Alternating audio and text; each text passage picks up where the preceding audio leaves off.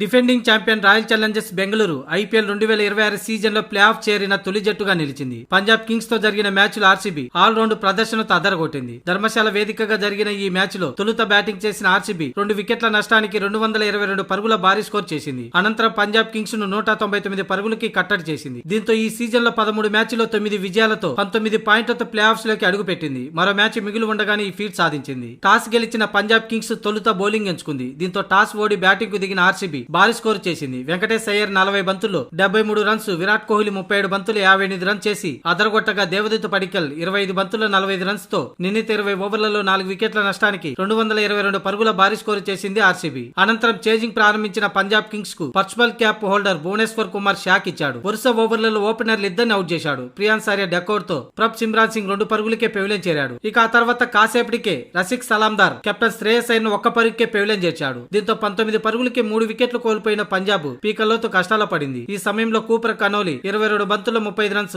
Stoinis 25 బంతుల్లో 37 పరుగులు, శశాంక్ సింగ్ 27 బంతుల్లో 50 రన్స్ పోరాడడంతో పంజాబ్ పోటీలోకి వచ్చింది. కానీ సాధించాల్సిన రన్ రేట్ భారీగా పెరిగిపోవడంతో పంజాబ్ ఒత్తిడిలో పడింది. చివరిలో కట్టుదిట్టంగా బంతులేసిన ఆర్సీబీ బౌలర్లు పంజాబ్ కింగ్స్ ను 199 పరుగులకే పరిమితం చేశారు. దాంతో ఆర్సీబీ 23 పరుగుల తేడాతో విజయం సాధించింది. ఐపీఎల్ 2026 సీజన్ లో ప్లే ఆఫ్ చేరిన తొలి జట్టుగా ఆర్సీబీ నిలిచింది. మరోవైపు పంజాబ్ కింగ్స్ కి ఇది వరుసగా 6వ ఓటమి కావడం గమనార్హం. ఈ సీజన్ లో తొలి అర్ధ భాగంలో టేబుల్ టాపర్ గా నిలిచిన పంజాబ్ ఆ తర్వాత అనూహ్యంగా తడబడుతూ ప్లే ఆఫ్స్ అవకాశాలను సంక్లిష్టం చేసుకుంది. ఇప్పటికే 13 మ్యాచ్ల్లో 6 విజయాలు, ఒక మ్యాచ్ రద్దు కారణంగా 13 పాయింట్లతో టాప్ 4 లోనే ఉన్నప్పటికీ చివరి మ్యాచ్ లో గెలిచినా కూడా పంజాబ్ కింగ్స్ 15 పాయింట్లే వస్తాయి. అయినా ప్లే ఆఫ్ చేరడం కష్టమే. ఏదో అద్భుతం జరిగితే తప్ప పంజాబ్ కి ఈసారి నిరాశ అనే చెప్పాలి. మొత్తంగా ఈ మ్యాచ్ లో పంజాబ్ టాప్ ఆర్డర్లు కుప్పకూలడం ఓటమికి ప్రధాన కారణం.